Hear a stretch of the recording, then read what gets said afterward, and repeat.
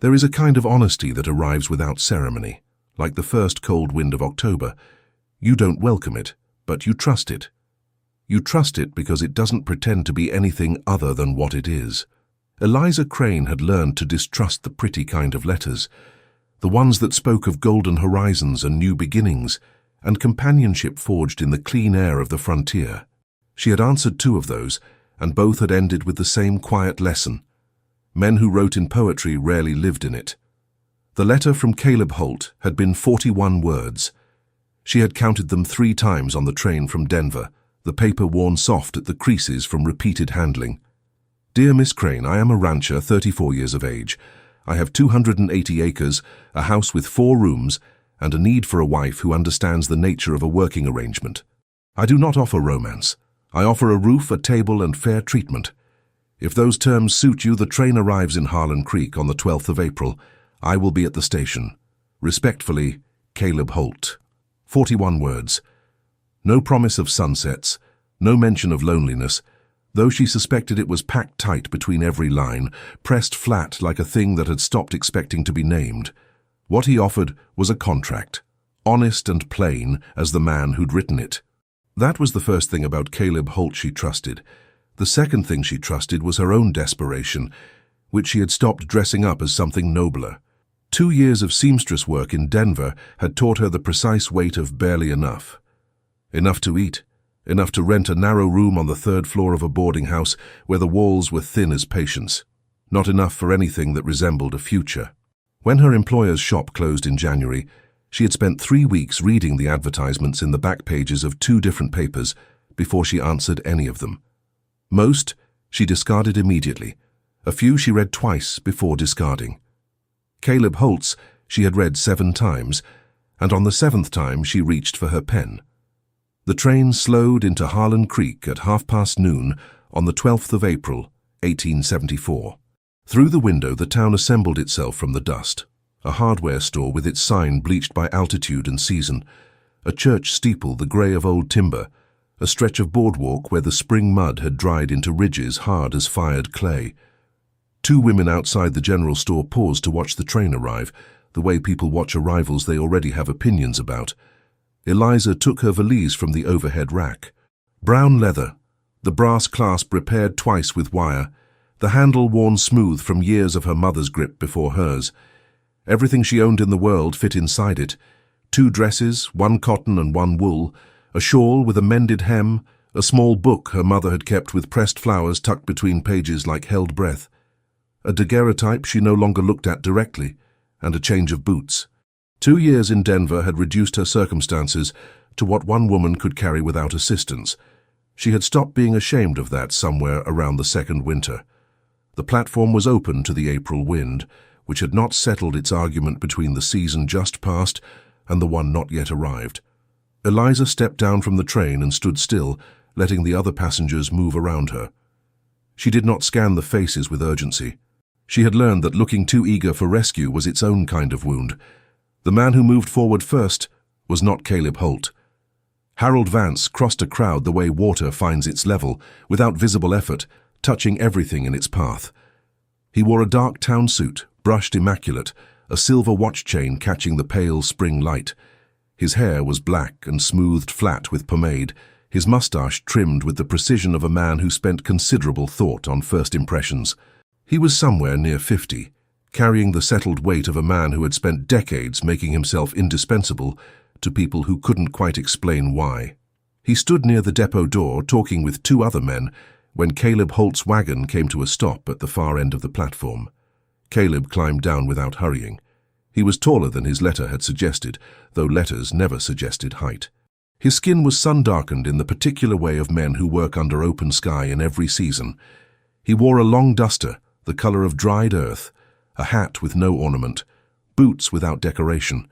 His eyes, when they found her across the platform, were pale grey and direct and gave nothing away. Vance spoke before Caleb reached her. "Well," the single word carried across the platform boards with the ease of a man accustomed to being heard whether he'd been invited to speak or not. "Another one by post." He smiled at the 2 men beside him, the smile of someone sharing a joke with people who hadn't quite earned the telling. "Holt, I didn't realize the catalogue had a spring selection.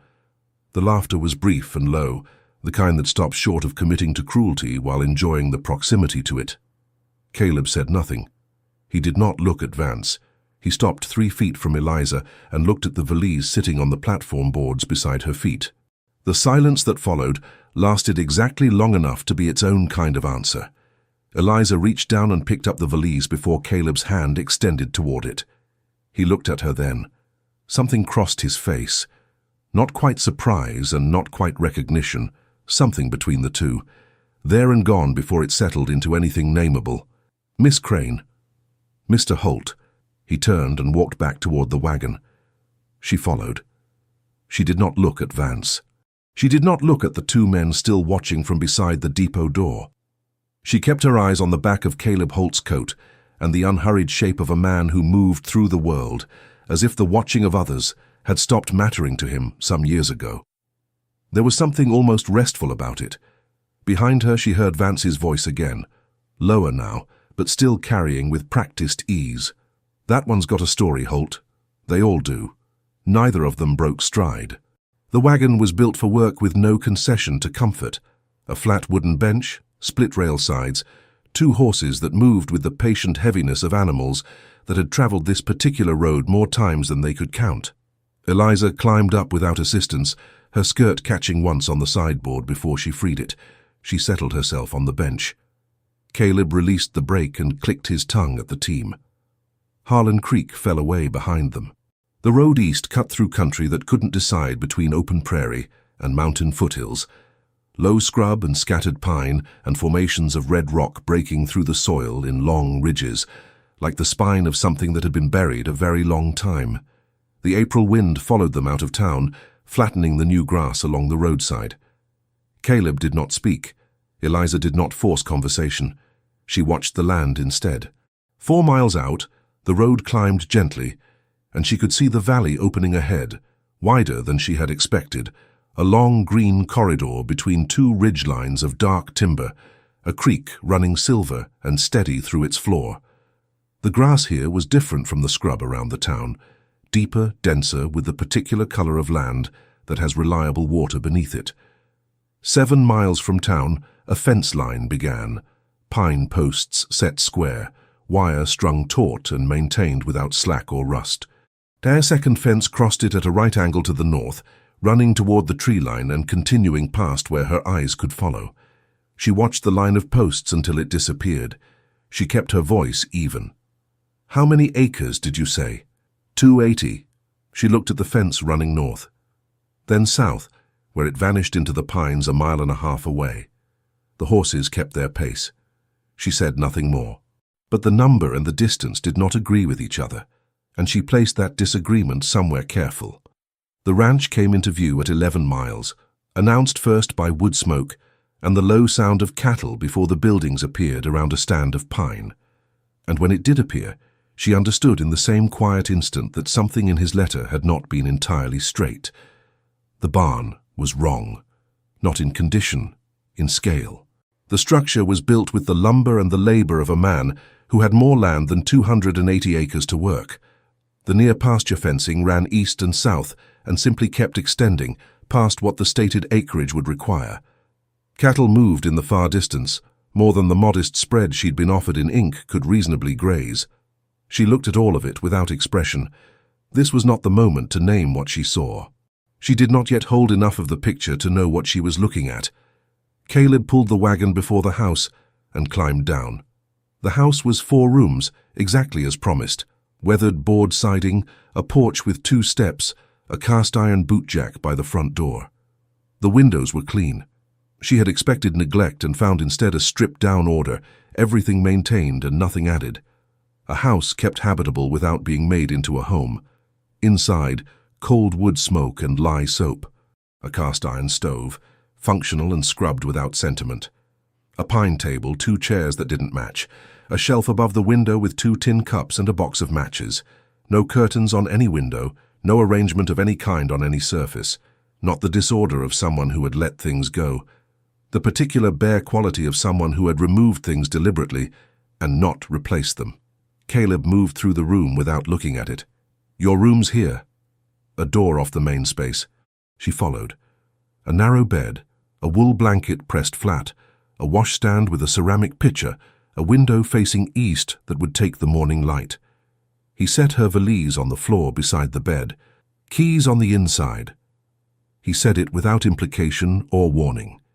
It was information, plain as the stove. She could lock the door. That was simply a fact of the arrangement. Something in her chest, wound tight since Denver, released by a fraction. There's a well behind the house. Chickens want feeding at first light and again before dark. He looked at the window rather than at her. Kitchen is yours to manage.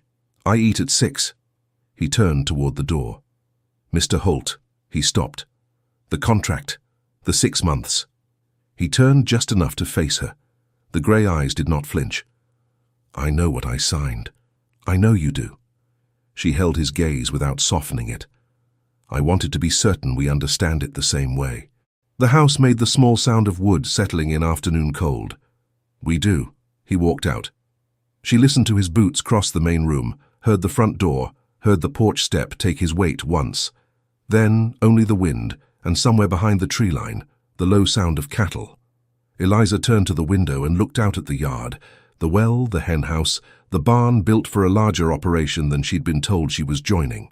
She thought about the fence line that had not ended where it should have. She thought about what kind of man volunteers 41 words when the truth required considerably more. She unpacked her valise in the order she always did.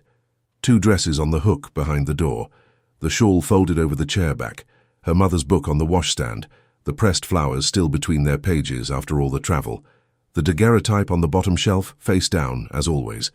Last, the letter.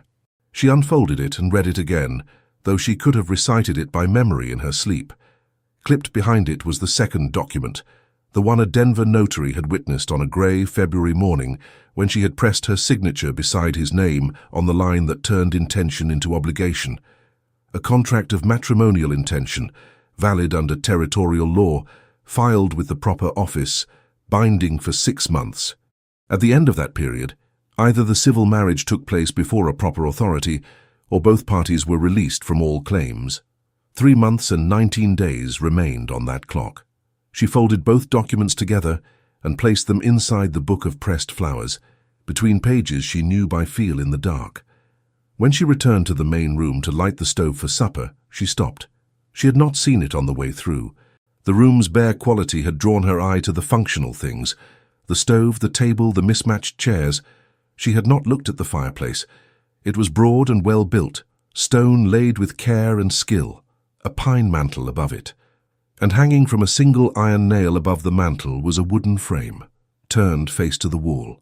The back of the frame was plain board, darkened along the top edge from years of proximity to fire smoke. But along the bottom edge, the wood told a different story.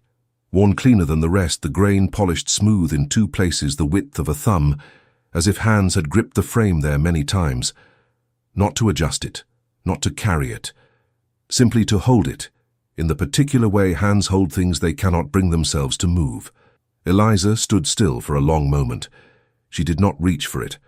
Whatever faced the wall in that frame was something she had not yet been given the right to see.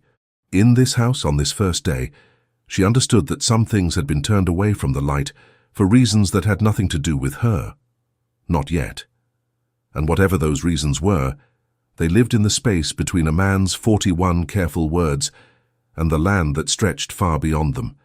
She turned to the stove. She struck a match. She began supper. She said nothing about the frame. But she had seen it, and Eliza Crane did not forget the things she saw.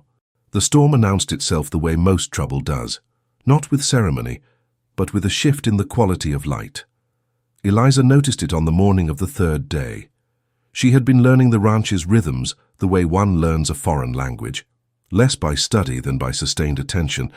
The light here was different from Denver's, thinner at altitude, arriving earlier and with less softness, stretching shadows long across the yard in the early hours before hardening to something flat and bright by mid-morning.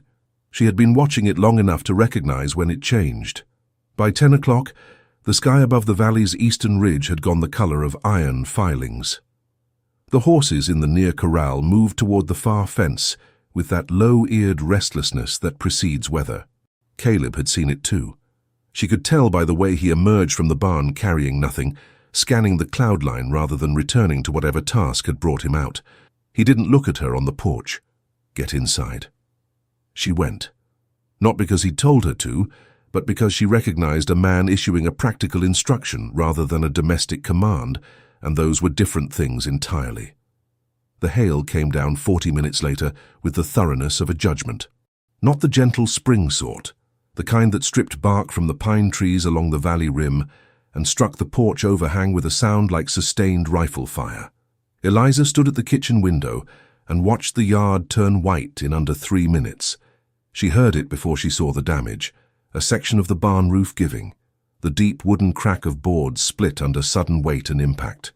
Then the hail was thinning, turning to hard, cold rain, and Caleb was already crossing the yard at a run she had not yet seen from him, moving with a purpose that stripped away his usual economy of motion. She pulled on her boots, tied her apron over her dress for what little protection it offered, and followed. The damage was clear. A section of roof planking above the hay storage had collapsed inward, leaving a gap 2 feet wide and 4 feet long open to the sky. Rain came through it in a steady column, striking the nearest hay bales already, darkening them. If the bulk of the stored feed got wet, it would mold before summer, gone before the first cutting could replace it, and the cost of that something she did not yet know how to calculate but understood was serious. Caleb was already on the ladder, assessing the broken boards from the top rung. He studied the damage without speaking, the rain working at his hat and shoulders. There's timber on the far side of the loft, pine lengths wrapped in canvas. She found them without further direction. The canvas wrapping had stiffened in the cold. Her fingers went numb by the time she had the first lengths freed. She dragged them to the base of the ladder, and when he came down to collect the first board, he saw her hands and said nothing. He took the board and went back up. She was already at the base of the ladder, steadying it. He looked down once, then went back to work. They worked like that for the better part of 2 hours. Him at the roof, her handing materials up and clearing the wet debris that came down, moving soaked hay bales away from the damaged section without instruction. She didn't ask which ones.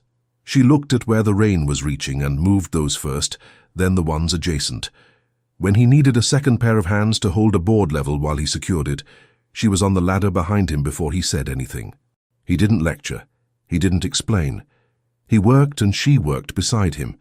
When the last nail was set and the gap sealed against the weather, Caleb climbed down. He looked at what they'd done without expression, then at her, the mud on her dress, the split knuckle on her left hand where the timber edge had caught it. He looked for exactly 1 moment. Bales on the east side need moving to higher ground. She nodded and turned to do it. She heard him pick up a bale behind her, and for a while there was no sound in the barn but the rain on the repaired roof, the shuffle of labor, the intermittent low sound of cattle settling after the storm. 2 of the chickens had not survived the hail. She found them herself the following morning during the first feed, near the henhouse door where the overhang had offered insufficient shelter. She moved them without ceremony, noted the remaining count, and reported it to Caleb at the breakfast table with the same plainness she would have applied to any other inventory matter. He absorbed the information the way he seemed to absorb most things. In silence, then with a single nod that served as both acknowledgement and receipt, the days that followed found their own shape. Eliza had not been idle before the storm, but after it something shifted in the texture of the daily routine, a slight recalibration, like a wheel that has found its true groove after a rough stretch of road. She rose before full light. The garden behind the house had been let go for at least 2 seasons. She could see it plainly in the soil quality, the weed root depth, the way the old herb beds had collapsed into each other without maintenance. It would take weeks to reclaim. She began anyway. Caleb worked the outer land and did not comment on the garden. She did not require comment, but twice, coming around the corner of the house, she had found the heavy spade moved to where she was working, left without note or explanation. The silence between them was not empty. It was the silence of a joint household operating on efficiency rather than warmth, which is its own kind of functional peace. It was the afternoon of the 9th day when the man arrived. She was at the garden's edge when she heard the horse. A young man, not yet 25, wearing a clerk's jacket too light for the mountain spring, pulled up at the porch rail and asked for the owner. Caleb came around from the far barn without hurry. The clerk produced a folded paper and delivered his message in the quick manner of someone who wanted the errand finished. She could not hear the particulars from the garden, but she watched Caleb take the paper, read it where he stood, fold it once along its original crease and return it without keeping it. He said 2 words she couldn't hear from the distance. The clerk tucked the paper back inside his jacket and rode the way he had come. Caleb went back to the barn. She learned what the paper contained the way she learned most things in Harlan Creek, not by being told, but by watching. When she drove into town 4 days later for flour, salt, and lamp oil that was running low, she felt the difference before anyone spoke. It was small but precise, the particular quality of a room rearranging itself around an arrival, conversations touching their own edges and retreating. Mrs. Aldrich came from behind the counter with the measured manner of a woman performing a civic duty she found personally disagreeable. Mrs. Holt. The name was new enough that it still required a half-second to claim. Mrs. Aldrich, flour, salt, and lamp oil, please, and whatever you have for ground coffee. A pause that communicated without committing. I'll need to check what the account allows for. There had been no mention of account limits when Caleb had taken her to town the week before. She kept her face even. I see. While Mrs. Aldrich moved toward the flour sacks, with the unhurried deliberateness of someone prolonging a task, Eliza turned toward the window facing the street. The pharmacy sat directly across, narrow, clean-glassed, with a sign lettered in precise black paint. And there, just inside the pharmacy door, in the flat afternoon light, Harold Vance accepted a sealed envelope from the man behind the counter. The pharmacist, Cobb, she knew his name from the sign, handed it with both hands held slightly below his own waist, the posture of a man making himself smaller than his size. Vance received the envelope with one hand. With the other, he placed his palm briefly on Cobb's shoulder. It was not a gesture of warmth. It carried the particular quality of a man confirming that something has been delivered as expected, and that the relationship continues to function as required. Cobb said something brief. Vance smiled with only the lower part of his face, tucked the envelope inside his coat, and moved through the back of the pharmacy toward the rear door. Cobb stood with his hands at his sides for a moment before returning to his counter. Eliza turned back toward the flour sacks. She filed what she had seen where she filed everything else, not in conclusions, but in observations, kept carefully and without attachment to a use she hadn't yet determined. The sound came from behind the counter, a low, labored sound, the particular quality of a child's breathing that has gone wrong in the night and been left to worsen through the morning. She moved around the end of the counter before Mrs. Aldrich could object to the crossing of that invisible boundary, and found the small girl sitting against a flour sack inside the storeroom doorway, her face the mottled pink of a fever that had been climbing since at least the evening before. The child's eyes were glassy. Each breath moved with a slight, audible effort. Mrs. Aldrich appeared at her shoulder. "She's only tired. When did the fever start?" A short silence. "Last night. Maybe the night before." Eliza crouched to the child's level and pressed the back of her wrist to the small forehead, checked the throat the way the women who had raised her had taught her to do, without medical training, but with the competence born of necessity in rooms where doctors were a full day's ride away. "A clean cloth and cold water from the well, please. I don't think you need to—" "Mrs. Aldrich." She said it quietly and without room for negotiation. "The fever is real, and her chest is working too hard. I'm not guessing at this." A moment held between them. Then the woman turned and went for the cloth. Eliza opened her valise, which she carried to town by the same habit formed over a lifetime of not leaving what little she owned unattended. From the inner pocket, she took a small cloth bundle, dried yarrow, dried peppermint, a folded paper of powdered willow bark, a twist of chamomile. Things her mother had kept growing in a window box during a time when better things had been possible. She made a compress and a steep of tea in the storeroom's tin cup and sat beside the child for 20 minutes while the small body's color shifted towards something less alarming. Mrs. Aldrich watched from the doorway. She said nothing, but she did not leave. When the girl was quieter and the breathing had eased to a steadier rhythm, Eliza stood, gathered her things, and returned to the front counter. She received less flour than she had come for. The coffee was not included. The lamp oil was wrapped and set beside the flour without comment. She paid what she had, loaded the wagon, and drove the 12 miles back to the valley. She said nothing when she returned. Not about the reduced account, not about Vance and the envelope, not about the child or the cold walk back from the storeroom, while Mrs. Aldrich's eyes had tracked her with the particular expression of a woman revising something she had already decided. She made supper. The meal was lean, bread thinner than it should have been, beans stretched further than she liked. But it was warm and it was set on time, and the kitchen was lit against the spring dark coming down over the valley. Caleb came in from outside and took his place at the table without ceremony. He reached for the bread plate. He set her portion on her plate before taking his own. It was smaller than a word. He was already looking at his own plate before she had fully registered the motion. No pause, no presentation of the gesture, nothing that requested acknowledgement. She picked up her fork. Through the window, the last of the evening pressed against the glass, the valley holding its color longer than the sky above it, the creek silver in the near dark, the ridgeline going black against a sky that had nothing left to prove. She had arrived in this place carrying 41 words and a 6-month clock, expecting nothing beyond what had been written. What she had not expected was this, the specific weight of a small, unannounced thing placed on her plate by a man who hadn't said her name twice since she arrived. She did not remark on it, but she did not forget it either. Mrs. Aldrich arrives without announcement on a Tuesday morning, driving herself in a small practical wagon, the kind a woman handles alone when her husband is occupied or she has decided not to wait for him.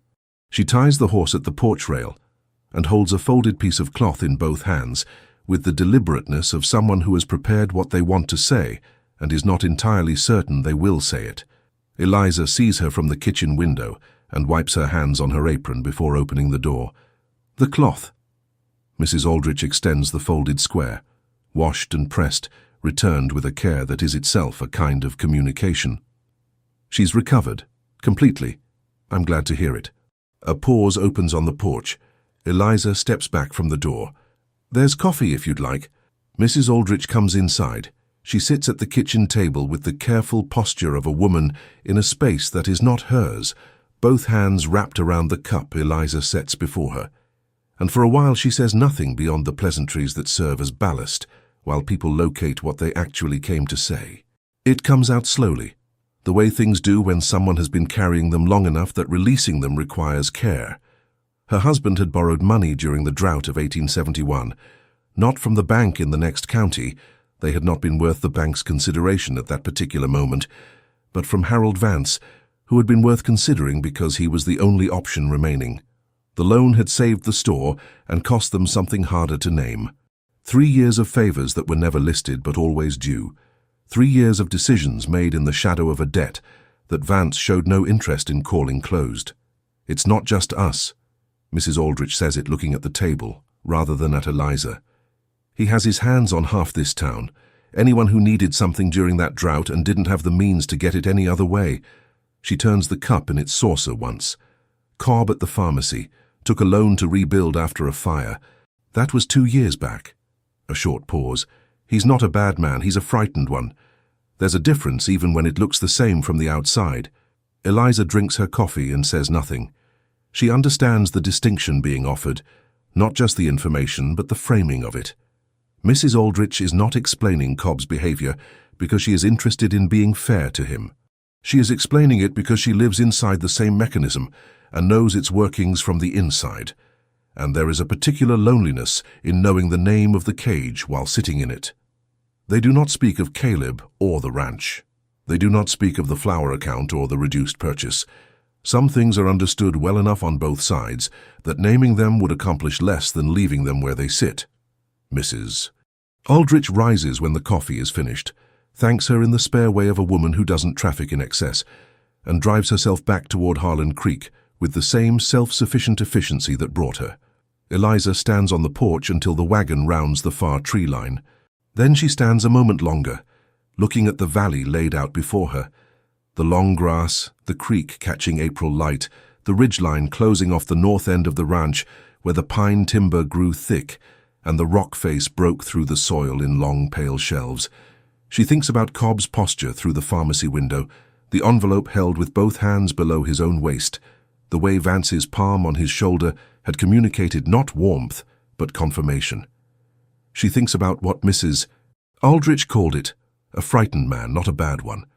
She files that distinction in the same careful place she keeps everything she is not yet ready to use. She goes back inside. The morning of the following Thursday, she follows the creek north. She has a practical reason, which is a genuine reason. Yarrow and mugwort both grow in the sheltered margins where running water meets rock, and the compress she made for the Aldrich girl used the last of what she'd carried from Denver. If she is going to be useful in this valley, she needs to know what it grows. She takes the tin bucket and goes. The creek runs colder and deeper as the valley narrows toward the north, the ground rising on either side into formations of pale stone that push up through the soil in irregular shelves and ridges. She finds mugwort near the water's edge, still low in this early season, but identifiable by the leaf shape and the faint silver underside the sun catches when the breeze moves through it. She works her way along the bank, clipping and collecting, not thinking about the stone formations particularly, until she stops. The outcropping here is different from the ordinary limestone ridgelines along the rest of the valley. The surface of the fractures is darker, with a particular metallic quality in the places where the stone has split fresh. She crouches and looks closer at one exposed face, at the way a thin vein of something dense and silver-grey runs through the pale host rock, following the natural seam for nearly 3 feet before disappearing into the soil. She has never worked in mining country. She cannot name with certainty what she's looking at, but she knows the difference between ordinary stone and stone that carries something inside it, the way you know the difference between empty ground and ground that gives back pressure when you press your heel to it. She straightens, tucks the last of the mugwort into the bucket, walks back toward the ranch house. Caleb is at the near corral when she returns, working the gate latch with a hammer where the post had settled crooked through the winter frost. He looks up when she comes around the side of the house. His eyes go to the bucket, then to the direction she came from, then back to her face. The hammer goes still in his hand. "Where were you?" It is not entirely a question. The north run of the creek. For herbs. She holds up the bucket by way of confirmation. Mugwort and what I think is yarrow. The quality of his silence changes. Not the usual economy of a man who sees no need to fill air with words. This is something with an edge to it, a controlled compression. "Don't go up there." She stands where she is. "I need to know why." "Because I said so." She sets the bucket down on the porch step. "Mr. Holt." She says his name the way she says things she means completely. "I have managed my own affairs and moved through the world under my own judgment for 27 years, without requiring a reason to be handed a prohibition. I respect that this is your land. I do not respect being given instructions like a child without the courtesy of a reason." He looks at her for a long moment, then at the corral gate, then at the ground between them, jaw tight. "It's not you I'm watching for." She waits. He says nothing more. The silence between them is not the functional kind that has served their routine since her arrival. This one is made of things withheld on both sides, and it has a different quality entirely. The quality of two people standing on opposite sides of a door that neither one has yet decided to open. "Then tell me what you are watching for." He picks up the hammer, goes back to the gatepost. She picks up the bucket and goes inside. That evening supper is served and eaten with the particular silence of people who have said something wrong, and know it, and have not yet located the bridge back to where they were. She doesn't look at him. He keeps his eyes on his plate. The lamp between them lights the table without warmth. She does not intend to surrender the point. She does not have the luxury of a woman who can afford to make herself small for the sake of domestic peace. She has too few months remaining on that contract, and too little margin for error to let a misunderstanding set into something permanent. But she also understands that forcing the door tonight will accomplish less than leaving it for the morning. She clears the plates alone. 4 days later, riding the boundary line of the south pasture before dawn, Caleb finds the cattle. 2 of them down at the fence line that runs along the eastern edge of the property, the boundary that shares a line with a strip of land that Harold Vance has controlled through a proxy arrangement since the previous autumn. The wire has been cut with tools, not broken by weight or time. The cut is clean, made by someone who knew where to stand and how long they had before first light. The loss is real and immediate, and can be calculated in the flat language of a ledger. 2 animals, their value, the cost of the winter feeding they had already consumed. It comes out of this year's margin, which was already thin. She hears him ride out before dawn and wake fully when the sound of the horse doesn't return at the expected time. When light comes, she makes coffee and waits. He returns 2 hours after sunup with his jaw set and says 3 words over the threshold. 2 head. Down? She pours his coffee. He drinks it standing. He says nothing else, takes tools from the back shed, and rides out again toward the south pasture. He works the fence through the afternoon and into the early evening.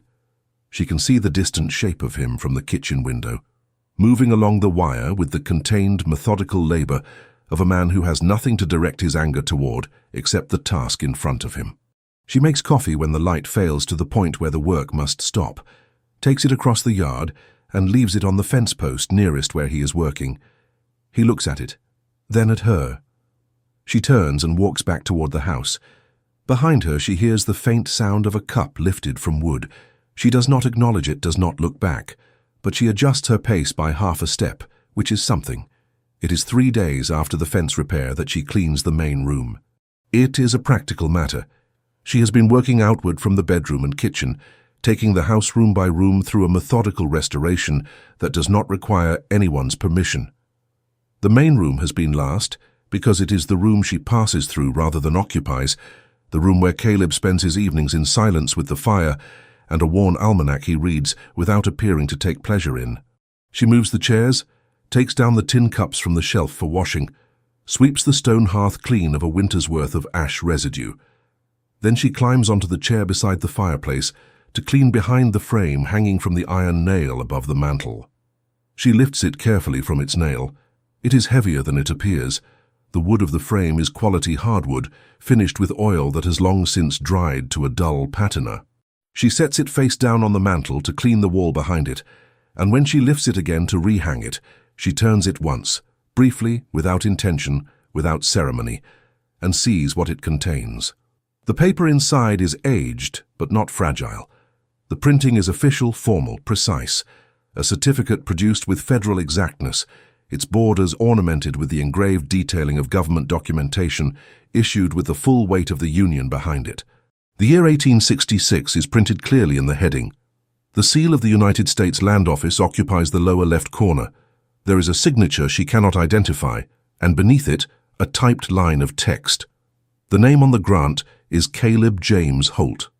The number of acres stated is 1,847. She looks at it for exactly as long as she needs to, then turns it face to the wall, hangs it back on the nail, and climbs down from the chair. She stands still for a moment with her hand flat on the mantel, looking at the reverse side of the frame, the worn marks on the bottom edge where hands have gripped it, not to move it, not to hang it, but simply to hold it, the way a person holds a thing they cannot look at and cannot put down. She removes her hand, steps back. She understands now what the fence line that never ended had been telling her. She understands the barn built for a larger operation, the pastures that ran further than the acreage stated. She understands why Harold Vance sends men riding the north run of the creek, why he wants that strip of land along the property boundary, why the offer arrived by messenger the day after she did. She also understands the 41 words. A man who had written 280 acres had not made a mistake. He had removed something he didn't want to offer, the way he had turned a frame against the wall, not with intent to deceive, but with some private reason she did not yet have the full shape of. There is a difference between omission and deception.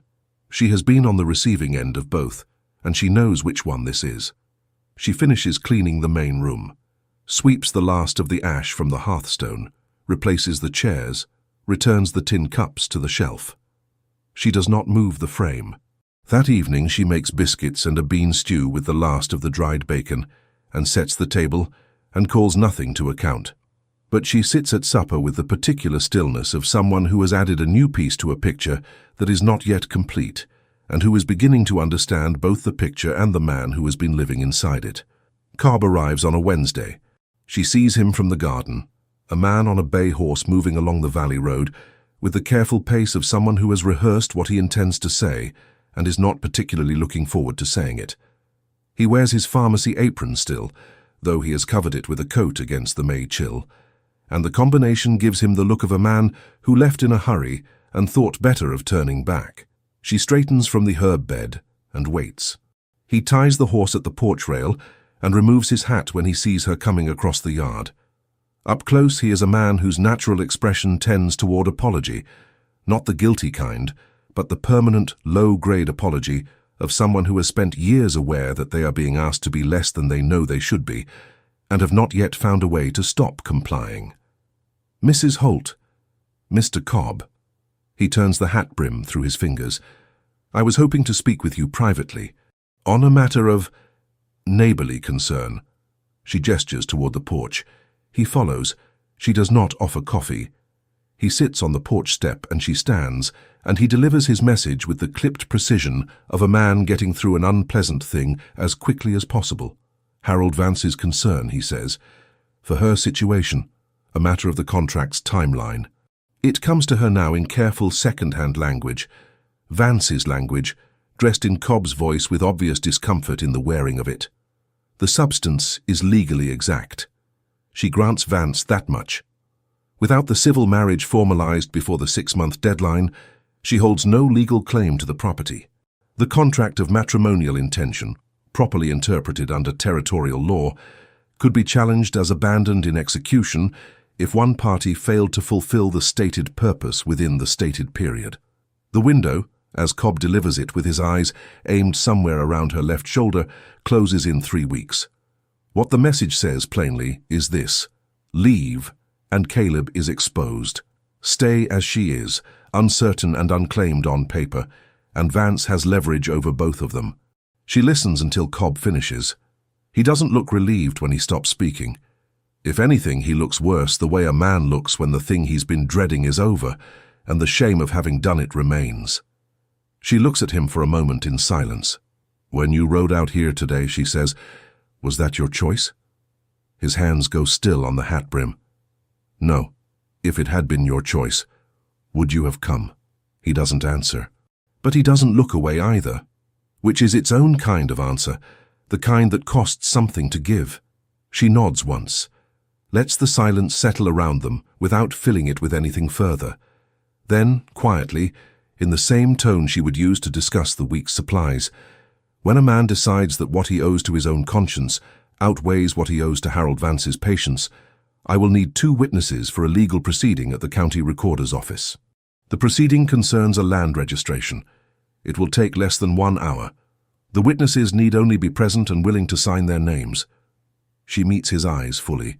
I am not asking you today. I'm telling you that the offer exists, if the day comes. Cobb looks at her for a long moment, the look of a man being handed something he doesn't quite know how to hold.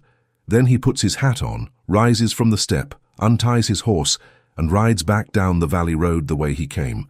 She watches until the sound of hooves fades into the wind off the southern ridge. Then she goes inside. Caleb is at the table with the almanac when she enters. He looks up at the quality of her step. She pulls out the opposite chair and sits, which she does not normally do when he is reading. She has learned the shapes of his solitude well enough to move around them without disruption. The fact of her sitting registers. He closes the almanac. She tells him what Cobb delivered. Not with anger, not with accusation, the same plainness she would apply to any information that needed transmitting.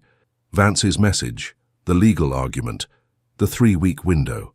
She watches him absorb it, watches the jaw set and the hands flatten on the table, watches the contained way he manages the understanding that Vance had calculated the timeline down to the month.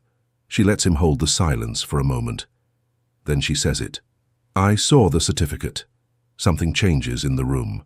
Not dramatically. It is not the change of something breaking, but of something long held in a particular position finally being set down. He doesn't deny it. When? 3 days ago, when I cleaned behind the frame.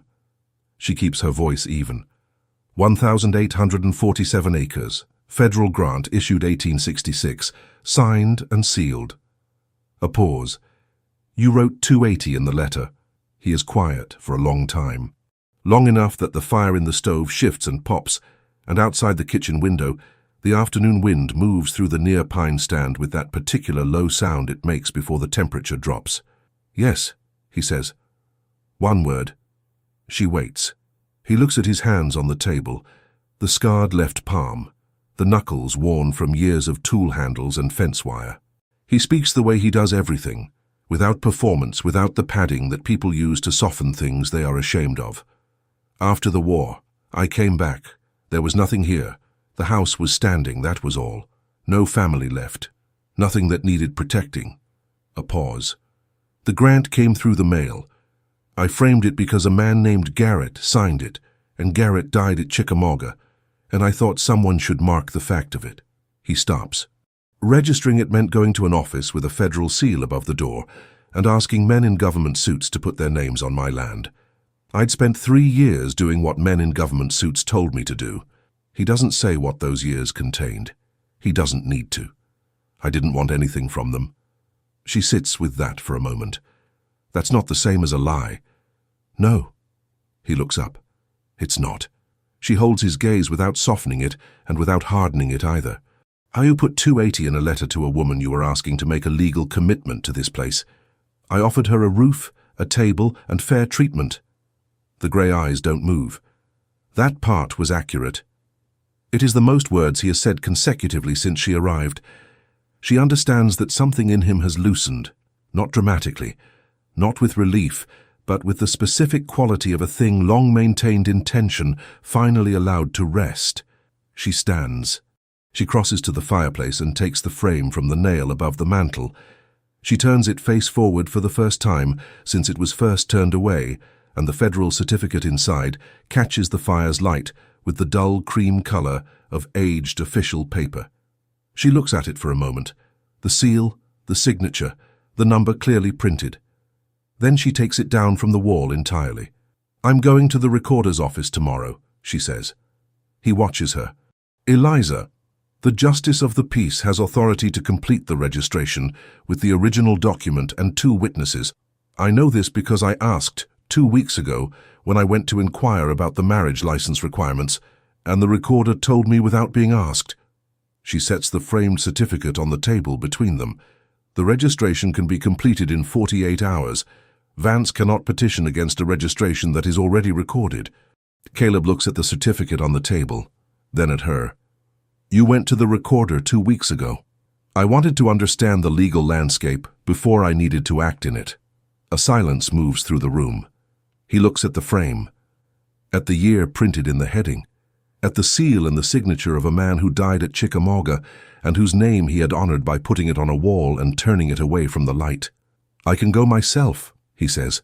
You could have gone any time in the past 8 years. She says it without heat. I'm going tomorrow. She doesn't say, because I have less time than you do and fewer reasons to wait.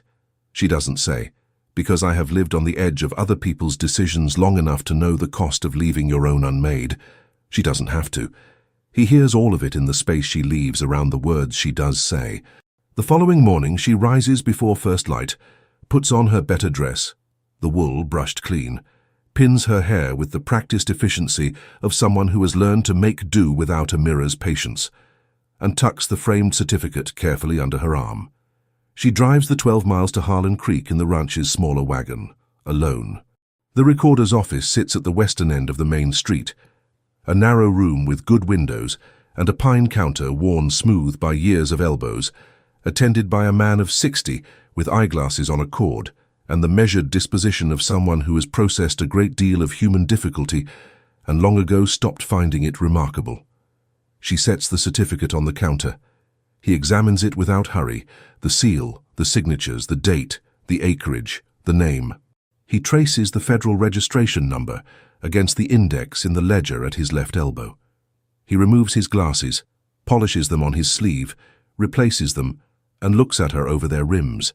This is a valid original grant certificate, Mrs. Holt, issued under the Homestead and Military Service Land Grant Act, not previously recorded at the county level. He sets it down on the counter with care. To complete the county registration, I will need this document, your signature as spouse of the title holder, and 2 witnesses of legal age who are residents of the territory. I understand. I will have the witnesses within 48 hours. He nods once, the nod of a man who has heard many things and doubted most of them, and has learned to extend the courtesy of his expression regardless. I'll prepare the filing instrument. Come back when you're ready. She thanks him, leaves the certificate in his keeping, and drives back to the valley. Caleb is at the corral fence when she returns, restringing a section of wire. He watches the wagon come down the road. He watches her climb down. He watches her cross the yard. She stops at the fence rail. The recorder has the certificate. The filing instrument will be ready when we return with witnesses. He stands with the wire in his hands. Still. She has said what she came to say. She turns toward the house. Eliza. She stops. Why? Not what she expected. Not skepticism, not objection. Just the bare question, spoken without the usual armoring. She considers it honestly. Because this land is worth protecting, she says, and because you are not going to do it yourself. She goes inside. He stands at the fence for a long time after she disappears through the door. Long enough that the afternoon light shifts across the yard, and the cattle in the far pasture move to their evening positions, and the creek goes silver with the last of the sun. He thinks about a woman who came here with 1 bag and a 6-month contract, and asked nothing that wasn't in writing, and who has spent the week since then learning his fences, his silences, the particular language of his land.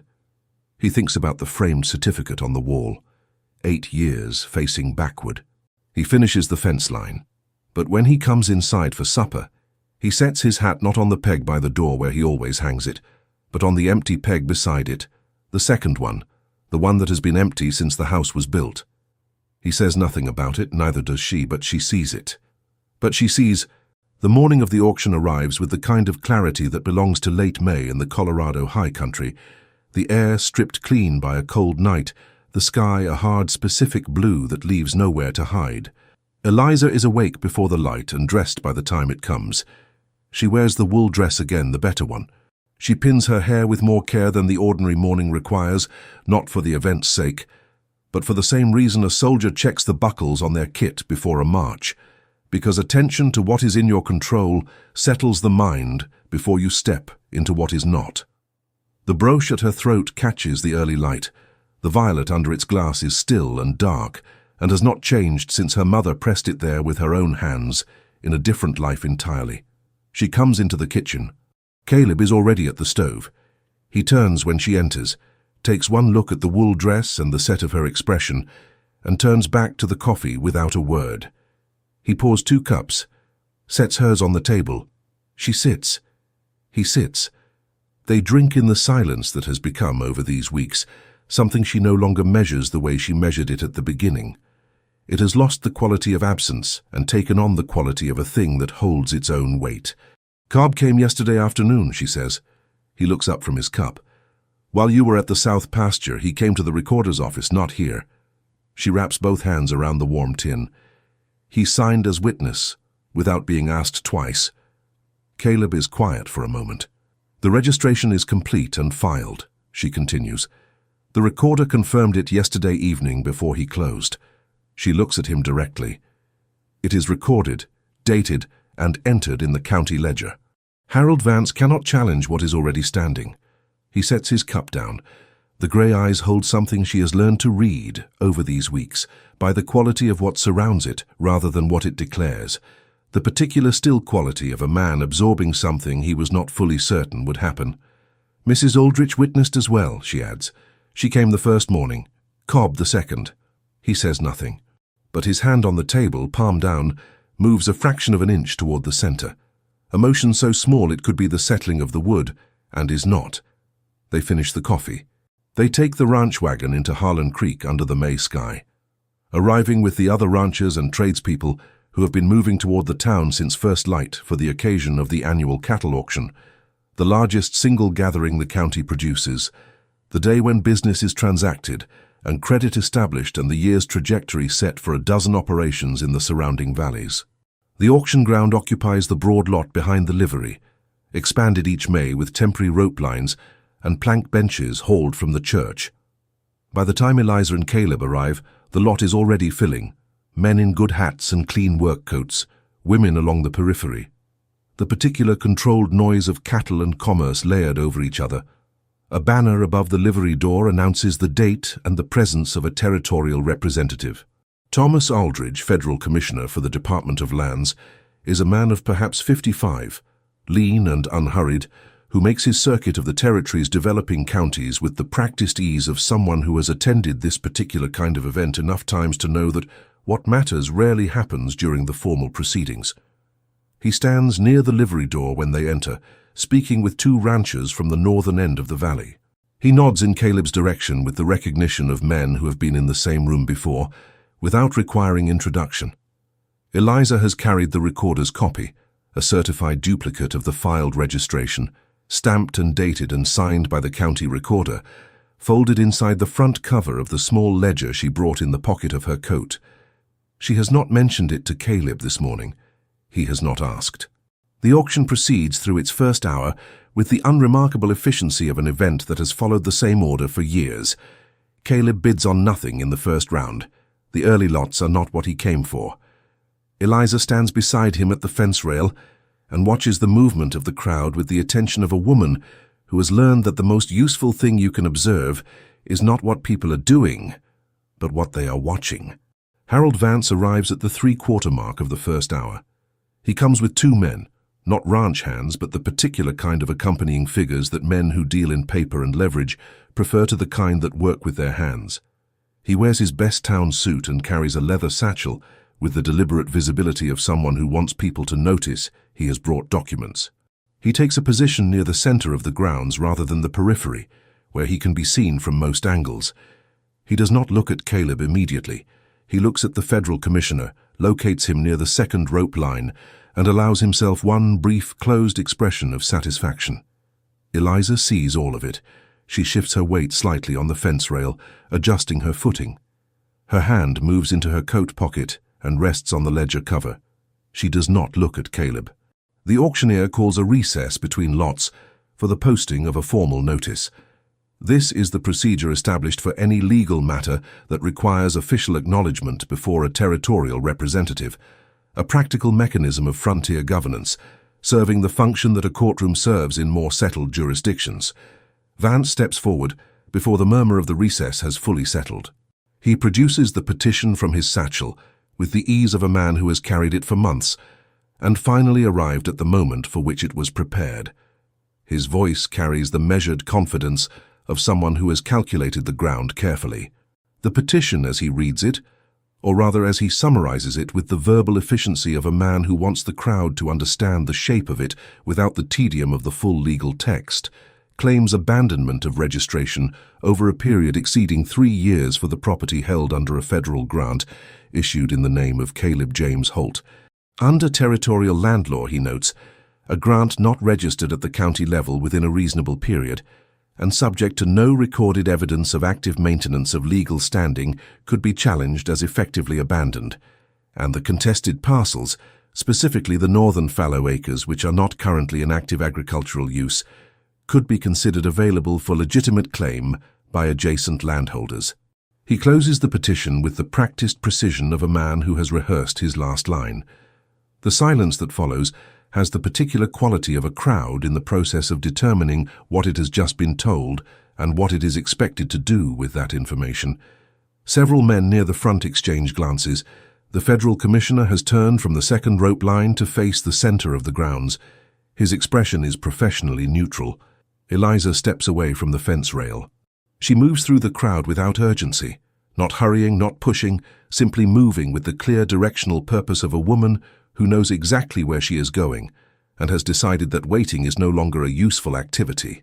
The crowd parts the way crowds do for someone who moves, as if the path is already open, even when it isn't yet. She reaches the open ground between the rope lines and stops.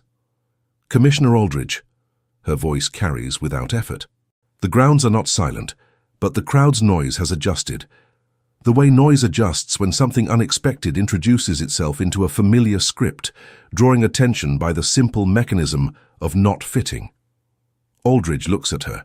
Vance looks at her.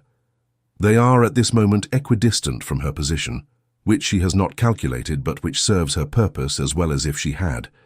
She takes the ledger from her coat pocket, opens the front cover, removes the certified duplicate of the county registration, unfolded, and holds it at the precise angle required for the federal commissioner to read the stamp and signature from where he stands.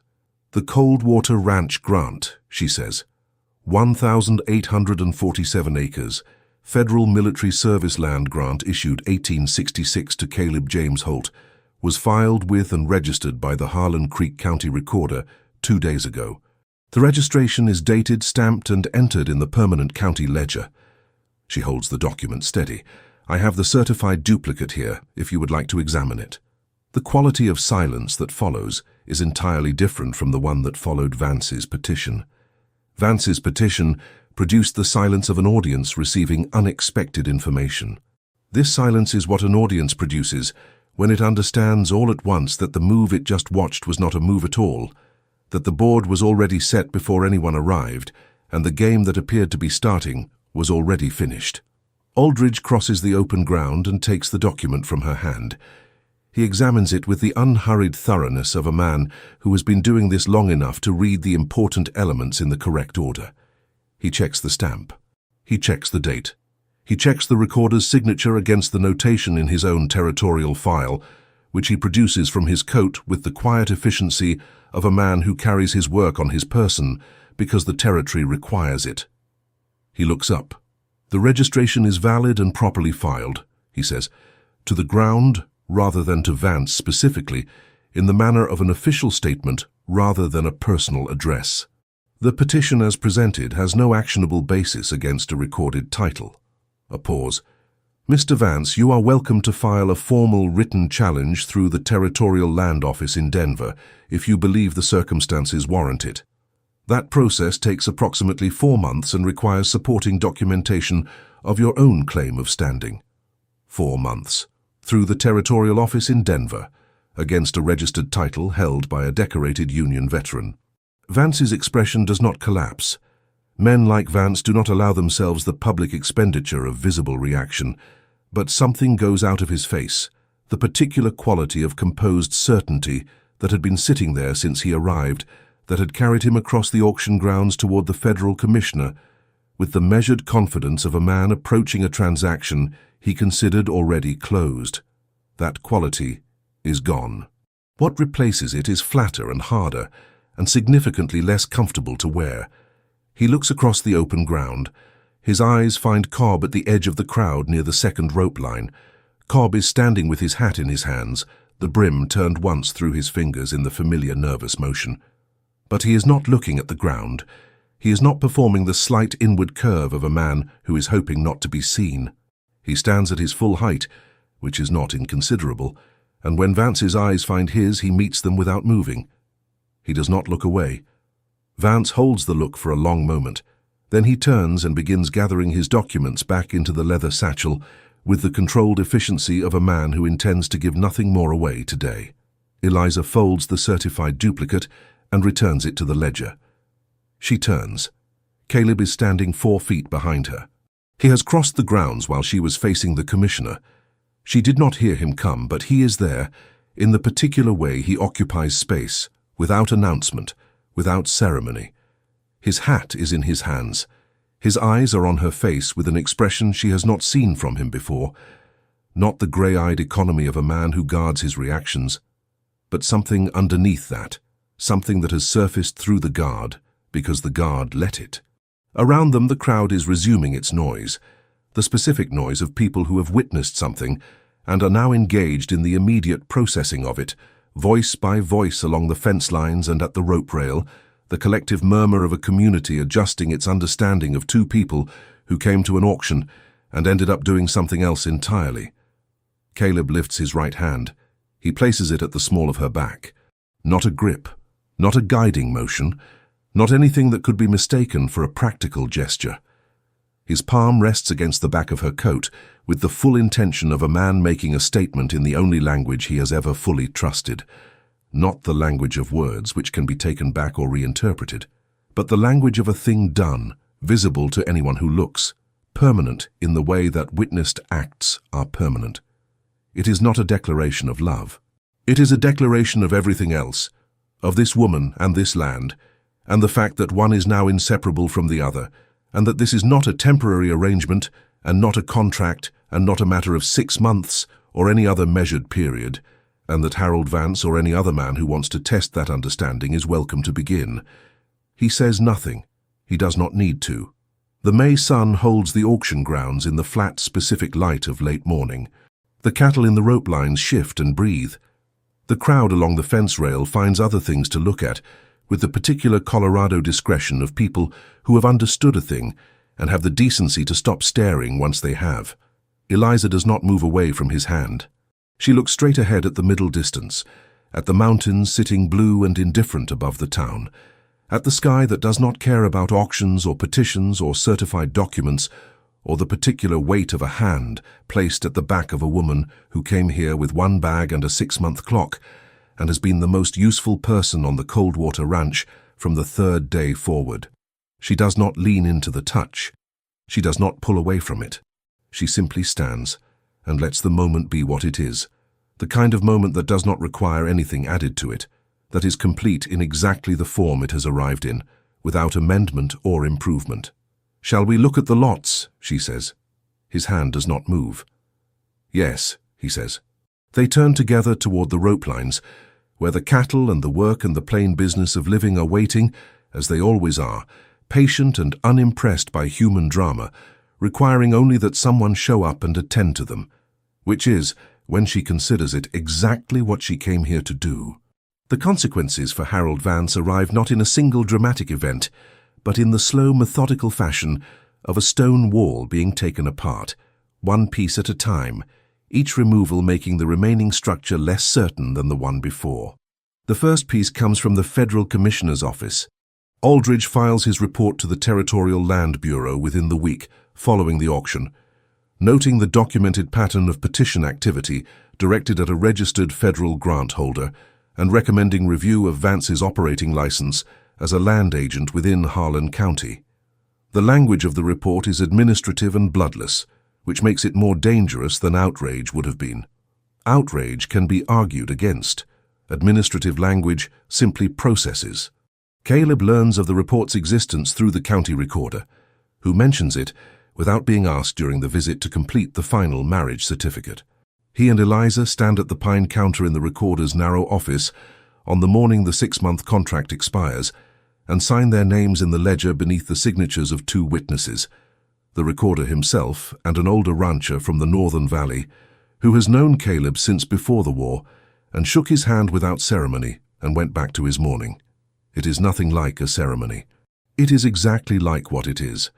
A legal act performed by 2 adults who have arrived at the same conclusion through different roads, formalized with ink, and witnessed by men who have other things to do with their afternoon.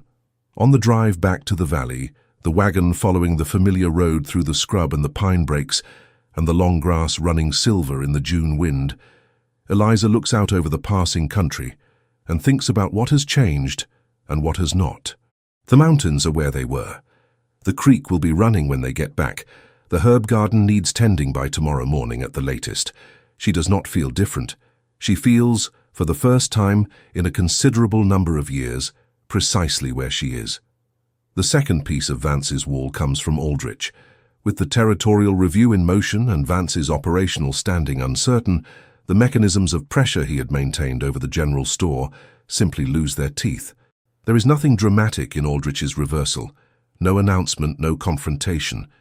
One morning the ranch account at the store is restored to full standing, communicated through a note delivered by the Aldrich boy on his way past the valley road. The note says nothing about why. The restoration says everything. Caleb reads the note and sets it on the kitchen table. Eliza looks at it once. Neither of them mentions it again. There is nothing to say about it that the fact of it doesn't already contain. The third piece is Cobb.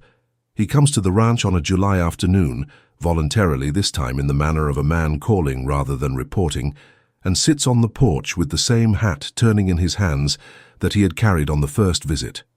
The difference is the quality of what sits beneath the habit.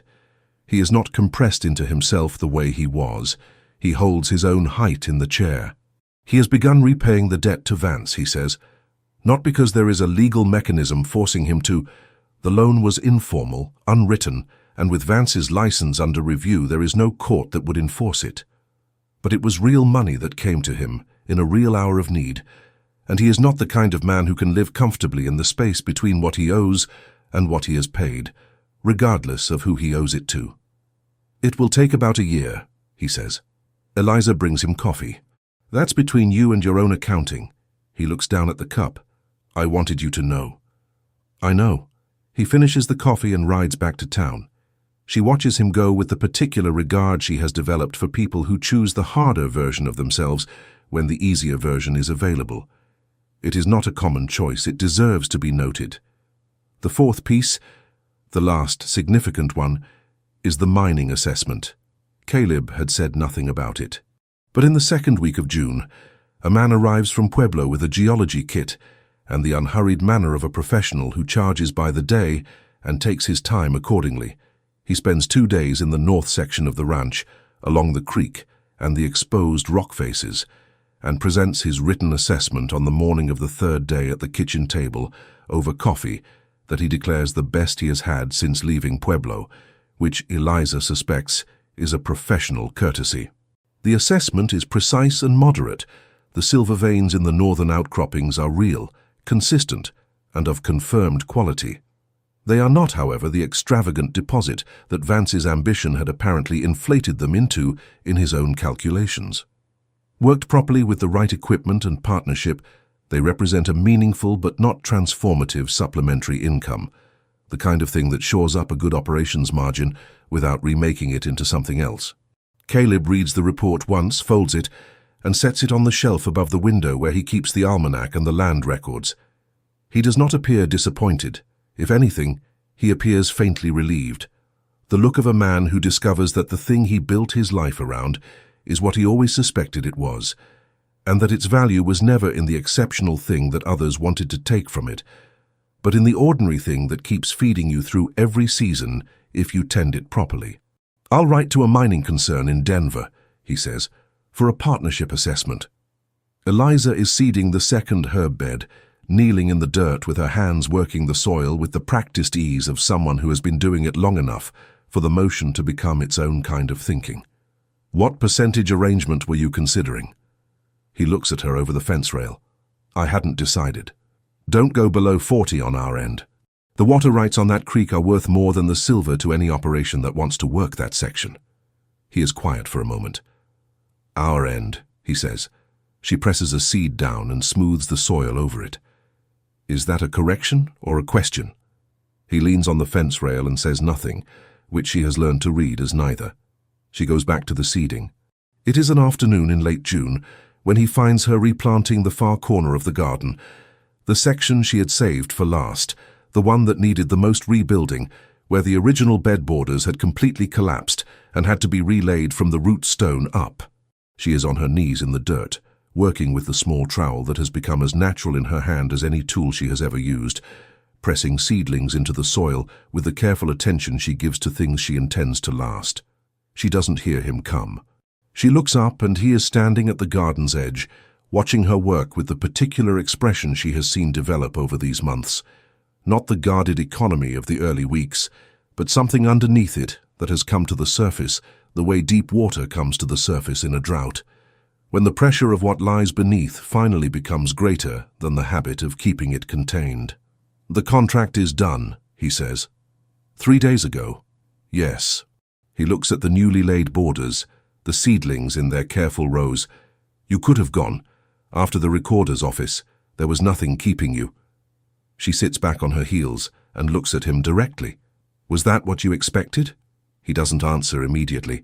The late afternoon light is working across the valley with the long golden patience of June, and the creek is running full from the snowmelt, and the mountains at the valley's northern end are still white at their highest ridges, even in this month of early summer. I prepared for it, he says. That's not the same thing. She looks at him for a long moment. There is a difference, she knows, between what a person prepares for and what they want. She has come to understand that in this man, those two things have spent a considerable number of years pointed in opposite directions, and that the labor of pointing them the same way is slow and does not announce itself with any ceremony. "I'm replanting this corner," she says. "It will need tending through the fall if the seedlings are going to establish before the frost." He looks at the corner bed, then at her. "And in the spring." She picks up the trowel. "Ask me in the spring," she says, "when we see what came through the winter." He is quiet for a long time. The wind moves through the near pine stand. A hawk makes one long circle over the far pasture and climbs away on a thermal without completing it. "That's a yes," he says. "That's a we'll see." The corner of his mouth moves. It is not quite a smile, and it is not quite not one, and she has decided she prefers it to any smile she has ever seen, precisely because of what it costs him. He goes to the far shed and comes back with the second hoe. He steps into the garden and begins breaking the last uncultivated section at the far end without asking, without explaining, the hoe working the soil with the same steady economy he brings to every task that needs doing. They work toward each other through the long June afternoon, not talking. The birds moving in the pines stand above the creek. The light going from gold to amber, to the particular deep orange of a Colorado evening, settling over mountains that have seen 10,000 of these same evenings and will see 10,000 more. The letter arrives on a Thursday morning in July. It comes with the weekly post from Harlan Creek, tucked between a seed catalogue and the Territorial Land Bureau acknowledgement of the registered title. A slim envelope, the paper good quality, the ink precise. In the upper left corner, a seal she recognizes immediately, the eagle and shield of the United States Army. Caleb takes it from the pile on the table and is still for a moment before he opens it. The letter is brief, 3 paragraphs, written in the careful hand of someone unused to correspondence. The name at the bottom is one she cannot see from where she stands. But she watches his face as he reads, watches the careful mask of him move through something she has not seen before, a particular kind of stillness that belongs to the reception of news from a place you believed closed. He sets the letter down. "Someone I served with," he says. "At the Wilderness. I thought he was dead." A pause. He wasn't. She looks at the letter on the table. The return address is a town in Colorado she has heard of. A mining settlement east of Pueblo, 2 days' ride. "He wants to come here," Caleb says. "He says he has something of mine. Something he's been carrying since '64. She looks at the return address again. The town name settles against something in her memory with the particular weight of a thing that lands in a place it was not expected to find occupied. She knows that name, not from the war, which was not hers to know. From Denver, 2 years ago, in the grey February of her last winter in the boarding house, a name spoken in the hallway outside her room, attached to a conversation she was not meant to hear, attached to a circumstance she has never spoken of to anyone, and did not expect to find waiting for her at the end of a 12-mile road in a Colorado valley. Her hand is steady when she picks up her coffee cup. "When does he say he'll come?" He doesn't give a date. She nods once, sets the cup down. She goes to the garden. She kneels in the dirt and works the morning's watering with both hands, pressing the soil around the seedlings that are beginning now to hold. The sun is still low over the eastern ridge. The air has the cold clarity that precedes the day's heat. The ranch is quiet in the particular way it is quiet in the early hours, full of small sounds that are themselves a kind of silence. The creek and the birds and the cattle in the far pasture, the particular creak of the barn in the morning wind. She does not know yet what the name in that letter connects to. She does not know what it will mean when the connection is made visible. She knows only that whatever she built here, the herb beds and the registered title and the second peg on the wall by the door, was built from what she brought with her and what she found when she arrived, and that it is real, and that it is hers, and that whatever comes down that valley road next will have to contend with the fact of it. She presses a seed into the dark soil and smooths it over with her thumb. She is ready.